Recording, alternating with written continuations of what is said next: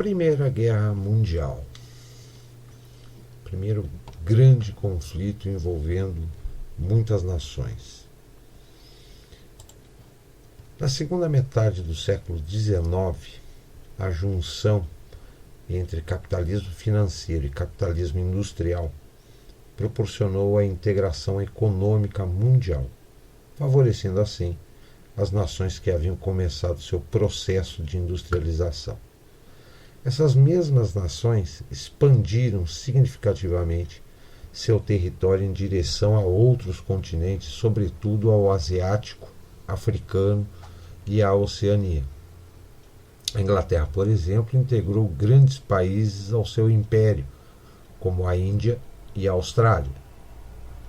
Todo esse processo é conceitualmente tratado pelos historiadores como imperialismo. Nesse cenário,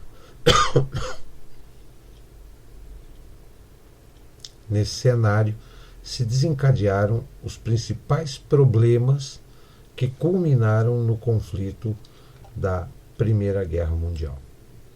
No início da década de 1870, a Alemanha promovia sua unificação com a Prússia e, ao mesmo tempo, enfrentava a França naquela que ficou conhecida como a Guerra Franco-Prussiana. Ao vencer a França, a Alemanha passou a ter posse sobre uma região rica em minério de ferro, que foi importantíssima para o desenvolvimento de sua indústria, incluindo a indústria bélica. Tratava-se da região da Alsácia e Lorena. A França, na década posterior à guerra contra a Alemanha, desenvolveu um forte sentimento de revanche, o que provocava uma enorme tensão na fronteira entre os dois países. A tensão se agravou quando Otto von Bismarck, o líder da unificação alemã, estabeleceu uma aliança com a Áustria e a Hungria e a Itália, que ficou conhecida como Tríplice Aliança. Essa aliança estabelecia tanto acordos comerciais e financeiros quanto acordos militares. A França, que se via progressivamente ameaçada pela influência que era estabelecida pela Alemanha, passou a firmar acordos do mesmo gênero da Tríplice Aliança, só que com o Império Russo, czarista, em 1894. A Inglaterra, que era um dos maiores impérios da época e também se resguardava do avanço alemão e temia sofrer perdas de território e bloqueios econômicos, acabou se aliando à França e à Rússia, formando assim a Tríplice Entente. A tensão entre as duas alianças se tornou crescente, especificamente em algumas regiões, como a Península Balcânica. Na região dos Balcãs, dois grandes impérios lutavam para impor um domínio de matiz nacionalista, o austro-húngaro e o russo. A Rússia procurava expandir sua ideologia nacionalista eslava, conhecida como pan-eslavismo, e apoiava a criação nos Balcãs do Estado da Grande Sérvia, enquanto que a Áustria e a Hungria se aproveitava da fragilidade do Império Turco-Otomano, que dominou esta região durante muito tempo, e procurava, com a ajuda da Alemanha, estabelecer um controle na mesma região, valendo-se também de uma ideologia nacionalista, conhecida como pan-germanismo. No ano de 1908, a região da Bósnia-Herzegovina foi anexada pela Áustria-Hungria, o que dificultou a criação da Grande Sérvia. Além disso, a Alemanha tinha interesses comerciais no Oriente Médio, em especial no Golfo Pérsico, e pretendia construir uma ferrovia de Berlim a Bagdá, passando pela Península Balcânica. O estupim para o conflito entre as duas grandes forças que se concentravam na região dos Balcãs veio com o assassinato do arquiduque Francisco Ferdinando, herdeiro do dono do Império Austro-Húngaro, por um militante da organização terrorista Mão Negra, de viés nacionalista eslavo. O assassinato do arquiduque ocorreu em janeiro de 1914, na cidade bósnia de Sarajevo. Francisco Ferdinando tinha ido a Sarajevo com a proposta da criação de uma monarquia tríplice para a região, que seria governada por austríacos, húngaros e eslavos. Sua morte acirrou os ânimos nacionalistas e conduziu as alianças das principais potências europeias à guerra. O assassinato de Francisco Ferdinando, herdeiro do trono austro-húngaro, foi considerado o estopim da Primeira Guerra. A Áustria percebeu neste fatídico acontecimento a oportunidade de atacar a Sérvia e demolir o projeto eslavo de construção de um Estado forte. Sendo assim, Áustria-Hungria e Alemanha deram um ultimato à Sérvia para solucionar o caso do assassinato, e a Sérvia negou-se a ceder à pressão dos germânicos e, com o apoio da Rússia, sua aliada, preparou-se para o que veio a seguir: declaração de guerra por parte do Império Austro-Húngaro, que foi formalizada em julho de 1914. Logo, a França ofereceu apoio à Rússia contra o Império Austro-Húngaro, o que fez a Alemanha declarar guerra contra a Rússia e contra a França. O conflito logo se expandiu para outras regiões do globo. A guerra se intensificou quando o exército alemão, que era o mais moderno da época, rumou em direção à França, passando pelo território belga, que era neutro. Isso fez com que a Inglaterra, aliada da Rússia, declarasse guerra à Alemanha. A partir desse momento, a guerra ganhou proporções cada vez mais catastróficas. As principais formas de tática militar eram a guerra de trincheiras ou guerra de posição, que tinha por objetivo a proteção de territórios conquistados, e a guerra de movimento ou de avanço de posições, que era mais ofensiva e contava com armamentos pesados e infantaria equipada. Ao longo da guerra, o uso de novas armas aperfeiçoadas pela indústria, aliado a novas invenções como o avião e os tanques, deu aos combates uma característica de impotência por parte dos soldados. Milhares de homens morreram instantaneamente em bombardeios ou envoltos em imensas nuvens de gás tóxico. Essa característica produziu um alto impacto na imaginação das gerações seguintes à guerra. Escritores como Erich Maria Remarque, Ernest Junger e J.J. Tolkien, que combateram na Primeira Guerra, extraíram dela muitos elementos para a composição de suas histórias. O ano de 1917 foi decisivo no contexto da Grande Guerra. Nesse ano, a Rússia se retirou do fronte, haja vista que seu exército estava obsoleto e sua economia arruinada, e foi neste mesmo ano também que os revolucionários bolcheviques fizeram sua revolução comunista na Rússia, fato crucial para a efervescência política europeia das décadas seguintes.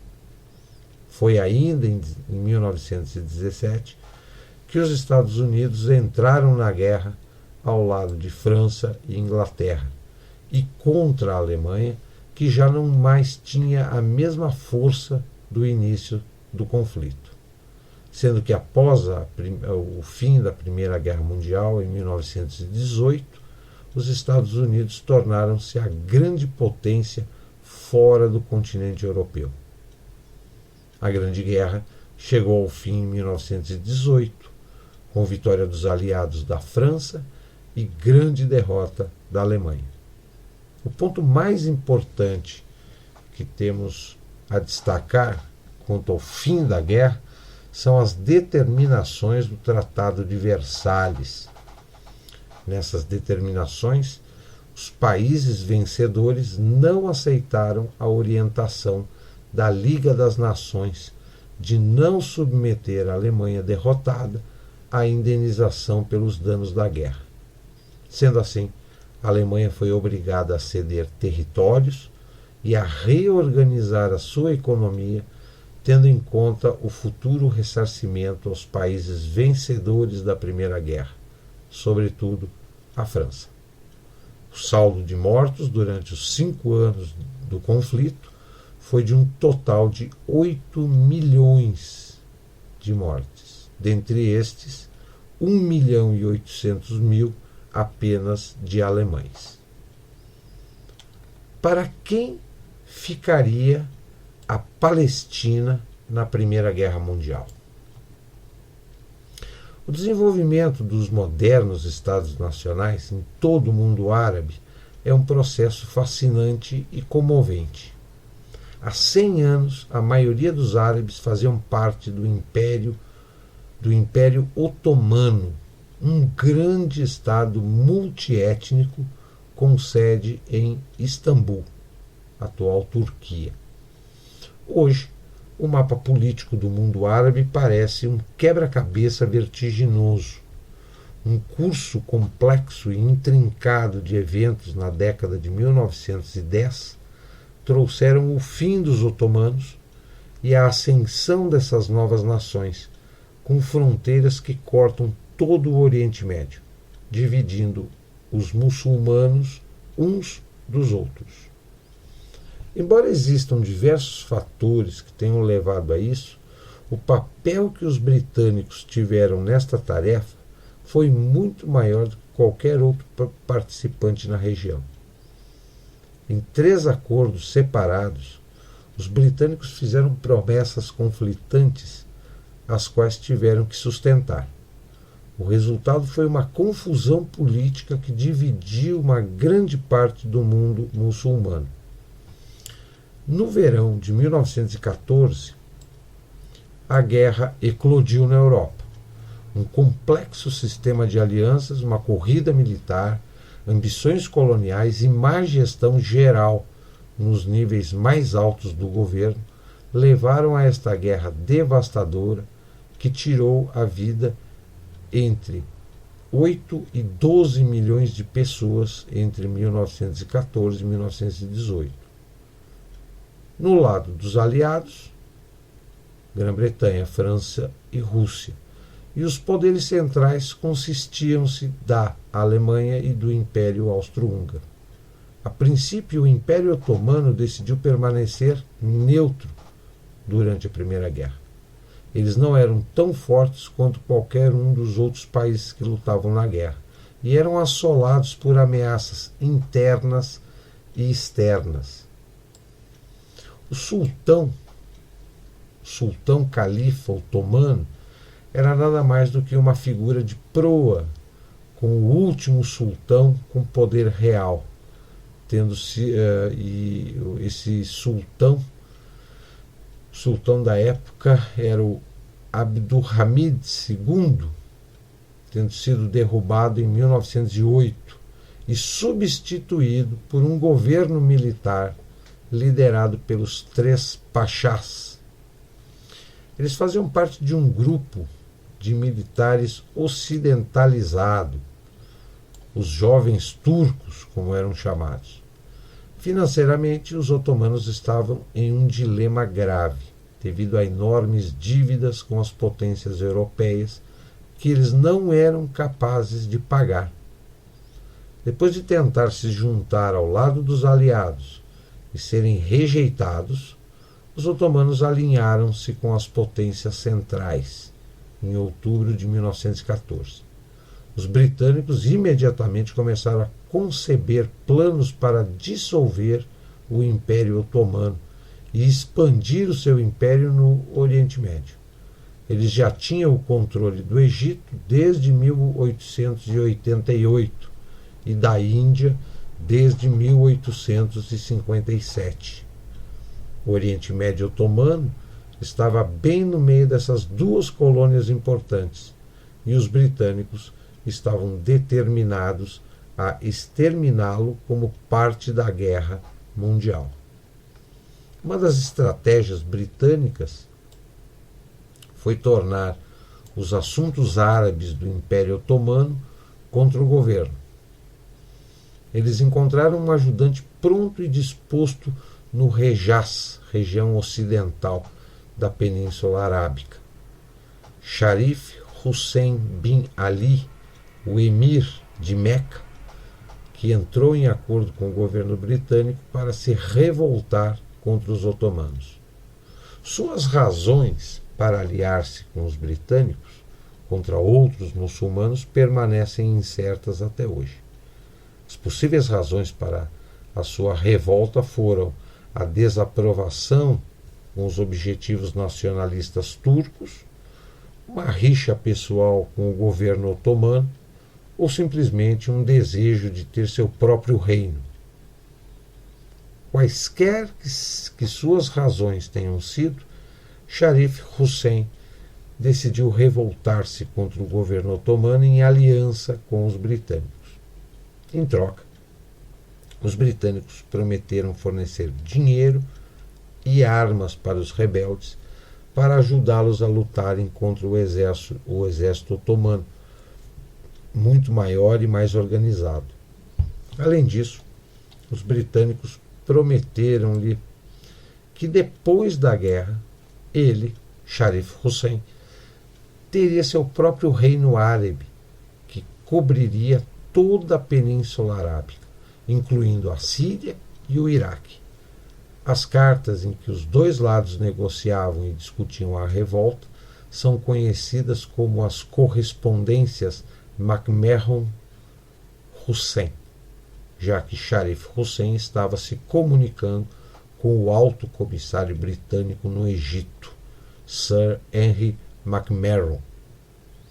Em junho de 1916, Sharif Hussein levou seu grupo de guerreiros beduínos armados do Hejaz em uma campanha armada contra os otomanos.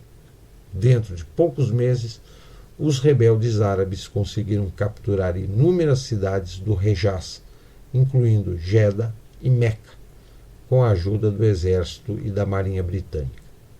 Os britânicos prestaram apoio na forma de soldados, armas, dinheiro, conselheiros, incluindo o lendário Lawrence da Arábia, e uma bandeira. Os britânicos no Egito elaboraram uma bandeira para os árabes usarem na batalha, que era conhecida como Bandeira da Revolta Árabe. Esta bandeira se tornaria mais tarde um modelo para outras bandeiras árabes de países como a Jordânia, a Palestina, o Sudão, a Síria e o Kuwait. Com a Primeira Guerra Mundial atravessando os anos de 17 e 18, os rebeldes árabes conseguiram capturar algumas das principais cidades dos otomanos. Os britânicos avançaram na Palestina e no Iraque, capturando cidades como Jerusalém e Bagdá. Os árabes ajudaram-os através da captura de Amman e Aqaba. É importante notar que a revolta árabe não teve o apoio de uma grande maioria da população árabe. Foi um movimento minoritário de quase 2.000 membros da tribo, liderado por alguns líderes que procuravam aumentar seus próprios poderes. A grande maioria dos povos árabes ficou longe do conflito e não apoiaram os rebeldes ou o governo otomano. Ficaram neutros. Grande parte da população árabe ficou neutra. O plano de Sharif Hussein para criar seu próprio reino árabe foi um sucesso até então, se não fosse por outras promessas que os britânicos fariam. Antes que a revolta árabe pudesse mesmo começar e antes de Sharif Hussein criar seu reino árabe, os britânicos e franceses tinham outros planos. No inverno de 1915-1916, dois diplomatas, Sir Mark Sykes, da Grã-Bretanha, e François-Georges Picot, da França, secretamente se reuniram para decidir o destino do mundo árabe pós-otomano. De acordo com o que se tornaria conhecido como o Acordo Sykes-Picot, os britânicos e franceses concordaram em dividir o mundo árabe entre si. Os britânicos estavam a tomar o controle do que é hoje o Iraque, o Kuwait e a Jordânia. E os franceses foram dados a Síria moderna, o Líbano e o sul da Turquia. O Estado da Palestina foi determinado posteriormente com a ambição sionista sendo levada em conta. As zonas de controle que os britânicos e franceses criaram permitiram uma certa quantidade de autonomia árabe em algumas áreas, embora com controle europeu sobre esses reinos árabes. Em outras áreas, os britânicos e franceses foram prometidos controle total, apesar de ter sido concebido como um acordo secreto para um pós-Primeira Guerra Mundial. O acordo ficou conhecido publicamente em 1917, quando o governo russo bolchevique o expôs. O acordo Sykes-Picot contradisse diretamente as promessas feitas pelos britânicos para Sharif Hussein e causou uma quantidade considerável de tensão entre britânicos e árabes. No entanto, este não seria o último dos acordos conflitantes que os britânicos fariam. Outro grupo que queria seu espaço no poder no cenário político do Oriente Médio foram os sionistas. O sionismo, movimento político que apela à criação de um Estado judeu na Terra Santa, tudo começou em 1800, com um movimento que buscou encontrar uma pátria fora da Europa para os judeus, a maioria dos quais viviam na Alemanha, na Polônia e na Rússia. Eventualmente, os sionistas decidiram pressionar o governo britânico durante a Primeira Guerra Mundial para que permitissem seu estabelecimento na Palestina após o fim da guerra. Dentro do governo britânico haviam muitos que eram simpáticos a esse movimento político. Um deles era Arthur Balfour, ministro das Relações Exteriores da Grã-Bretanha. Em 2 de novembro de 1917, ele enviou uma carta ao barão Rothschild, um líder da comunidade sionista. A carta declarou apoio oficial do governo britânico para os objetivos do movimento sionista para estabelecer um Estado judeu na Palestina. O ponto de vista do governo de Sua Majestade é a favor do estabelecimento na Palestina de um lar nacional para o povo judeu e vai usar seus melhores esforços para facilitar a realização deste objetivo, sendo claramente entendido que nada será feito que possa prejudicar os direitos civis e religiosos das comunidades existentes de não-judeus na Palestina, ou os direitos e estatuto político dos judeus em qualquer outro país. Em 1917, os britânicos tinham feito 3 acordos diferentes com 3 grupos diferentes, prometendo 3 futuros políticos diferentes para o mundo árabe. Os árabes insistiram em terem seu reino árabe, que foi prometido a eles através de Sharif Hussein. Os franceses e os próprios britânicos planejavam dividir essa mesma terra entre si, e os sionistas deveriam receber a Palestina como prometido. Em 1918, a guerra terminou com a vitória dos aliados e a completa destruição do Império Otomano. Embora os otomanos existissem nominalmente até 1922 e o califado existisse nominalmente até 1924, todas as ex-terras otomanas estavam agora sob a ocupação europeia. A guerra acabou mas o futuro do Oriente Médio ainda estava em disputa entre três lados diferentes. Qual lado ganhou? Nenhum totalmente conseguiu o que queria, tendo os sionistas alcançado maior êxito. No rescaldo da Primeira Guerra Mundial, a Liga das Nações, precursora da ONU, foi estabelecida. Uma de suas tarefas era dividir as terras otomanas conquistadas. Ela elaborou mandatos para o mundo árabe. Cada mandato deveria ser governado pelos britânicos ou franceses, até o momento em que eles fossem capazes de se governarem sozinhos. A Liga foi quem elaborou as fronteiras que vemos nos mapas políticos modernos do Oriente Médio. As fronteiras foram traçadas sem levar em conta os desejos das pessoas que viviam lá, ou ao longo de fronteiras étnicas, geográficas ou religiosas. Elas eram verdadeiramente fronteiras arbitrárias. Importante notar que ainda hoje as fronteiras políticas no Oriente Médio não indicam diferentes grupos de pessoas. As diferenças entre os iraquianos, sírios, jordanianos, etc., foram totalmente criadas pelos colonizadores europeus como um método de dividir os árabes uns contra os outros. Através do sistema de mandato, os britânicos e franceses foram capazes de obterem o controle que queriam sobre todo o Oriente Médio. Para Sharif Hussein, seus filhos foram autorizados a governarem com esses mandatos sob a proteção britânica. O príncipe Faisal foi feito rei do Iraque e da Síria, e o príncipe Abdullah foi feito rei da Jordânia. Na prática, porém, os britânicos e franceses tinham autoridade real sobre essas áreas. Para os sionistas, eles foram autorizados pelo governo britânico a se estabelecerem na Palestina, embora com limitações. Os britânicos não queriam irritar os árabes que já viviam na Palestina.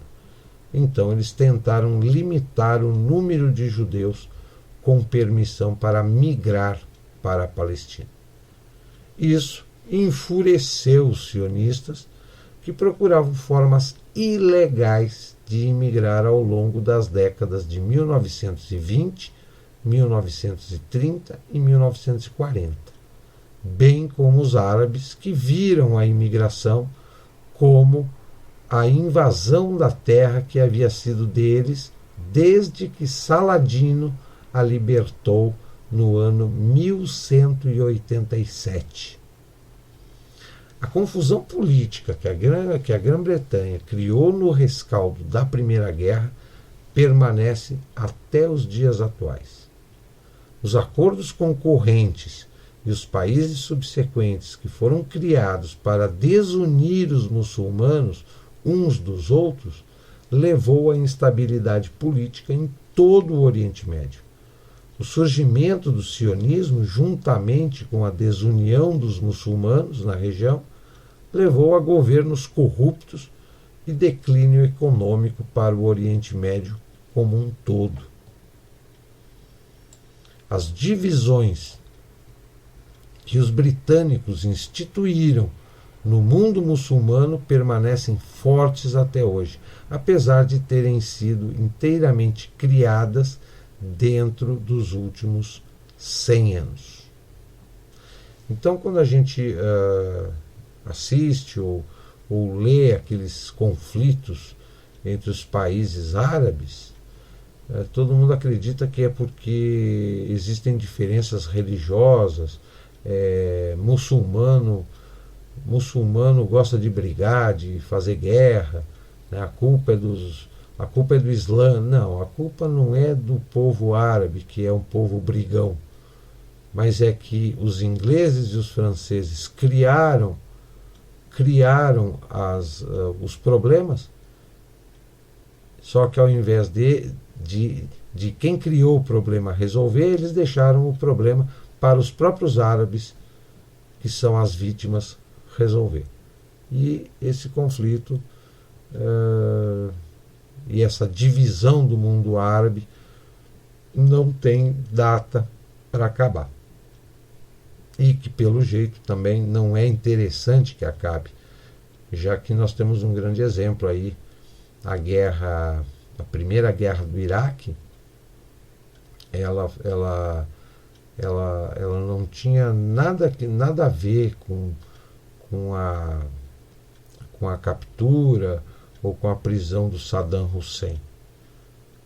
A primeira guerra do Iraque foi feita para que europeus e americanos pudessem abaixar o preço do petróleo e lucrar com a guerra. O lucro da guerra do Iraque foi americanos e europeus comprarem petróleo extremamente barato, ou até retirar o petróleo iraquiano de graça, né, sem se importar com a destruição e com a desestruturação daquele país e dos seus arredores.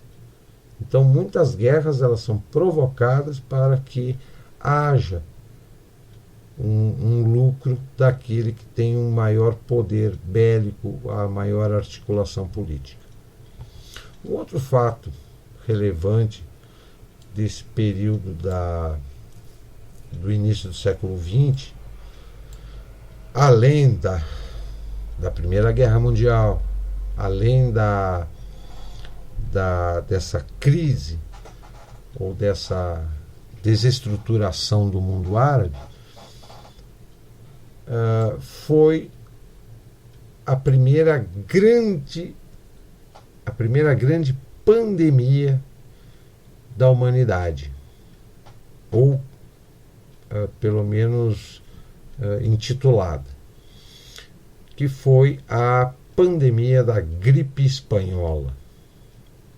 A pandemia de gripe espanhola de 1918, bem no ano do final da Primeira Guerra, foi uma das enfermidades infecciosas mais devastadoras de que se tem notícia, sendo considerada o maior flagelo sanitário da história moderna.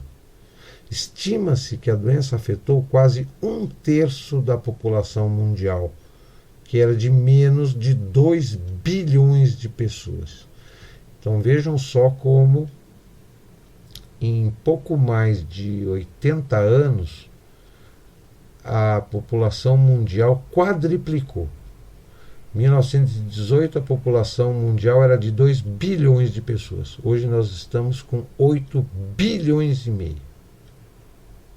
Em 100 anos ela quadriplicou e vitimou por volta de 2,5% dos indivíduos acometidos.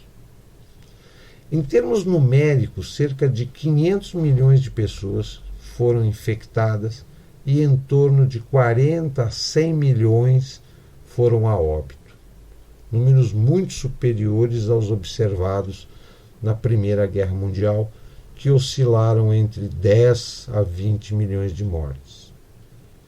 A maioria dos autores sugere uma origem asiática para o vírus, que posteriormente teria migrado para o Ocidente. Apesar de a falta de consenso em relação ao começo da pandemia da gripe espanhola, alguns pesquisadores consideram que esse tenha ocorrido na França em 1916, enquanto que outros mencionam o início na China ou no Vietnã em 1917. De qualquer modo, a doença foi oficialmente registrada pela primeira vez em março de 1918 no acampamento militar de Funston, em Fort Riley, no Kansas, Estados Unidos. Nessa data, pela manhã, Albert Gitchell, cozinheiro do campo, deu baixa na enfermaria com queixa de febre, cefaleia e odinofagia. Algumas horas depois, em torno de meio-dia, mais de 100 pessoas tinham acorrido à enfermaria com os mesmos sintomas. A partir de então, houve uma rápida propagação da doença entre os militares e a população civil da localidade. No mês de abril, a gripe já era epidêmica em zonas urbanas e costeiras do leste dos Estados Unidos, de onde embarcavam as tropas americanas em direção aos portos franceses para ajudar os países aliados da Tríplice Entente, França, Grã-Bretanha e Rússia, que estavam em guerra contra a Alemanha. Ao final do mês de abril, a doença já era reportada em toda a França e em princípios de maio a onda expansiva alcançou a Inglaterra, Itália, Espanha, bem como o norte da África, Índia, China e Japão. Desde a frente ocidental, ainda em maio, a gripe avançou sobre a Alemanha, Áustria, Suíça, Hungria, Bulgária, Polônia, Rússia, Grécia, e em junho chegava à Oceania pela Austrália. Mesmo sendo muito contagiosa, essa primeira onda foi considerada benigna por ter determinado relativamente poucas mortes. No mês de julho, a doença parecia ter perdido força, mas em meados de agosto, uma segunda onda surgiu com maior capacidade de contágio e letalidade. Os sintomas estavam relacionados a uma pneumonia de surgimento rápido, seguida de morte em 48 horas. A maioria das mortes pela gripe espanhola aconteceu na segunda onda. Em pouco mais de 3 meses, entre agosto e setembro, e novembro e dezembro, houve centenas de milhares de mortes.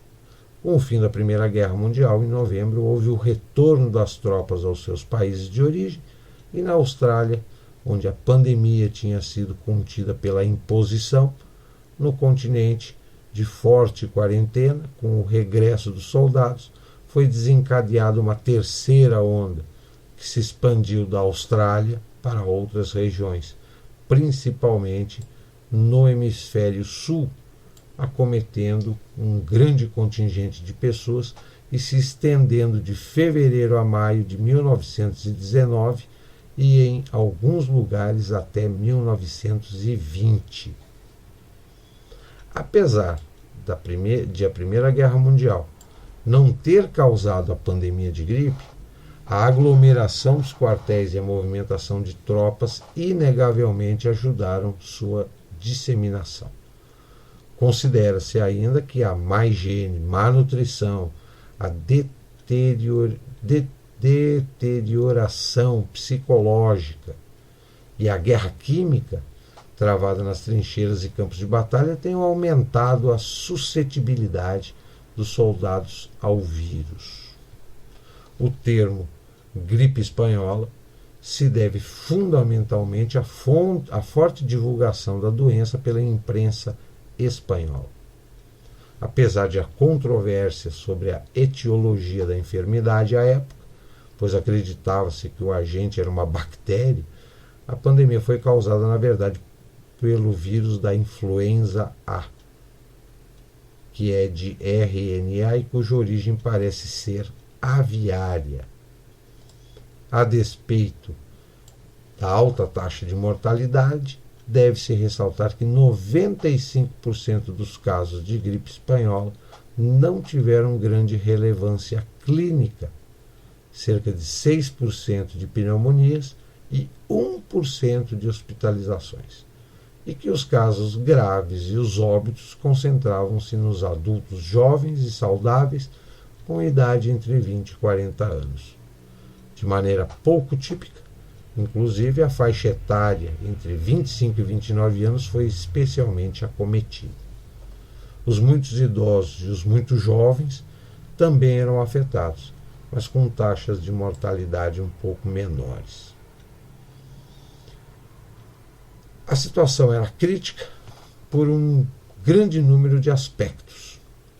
Dentre esses, os médicos e as autoridades públicas discutiam, improvisavam e impunham medidas de contenção, inclusive policial e fiscal, e prevenção, frequentemente impopulares e pouco eficientes num mundo empobrecido e faminto pela guerra.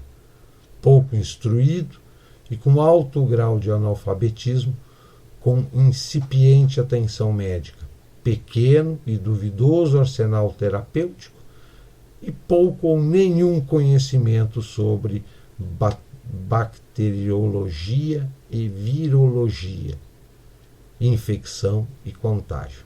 Aumentando o obscurantismo, vigia ainda a crença de que as enfermidades eram causadas pelos miasmas, odores e ar viciado, influência dos astros, castigo de Deus e outras causas sobrenaturais.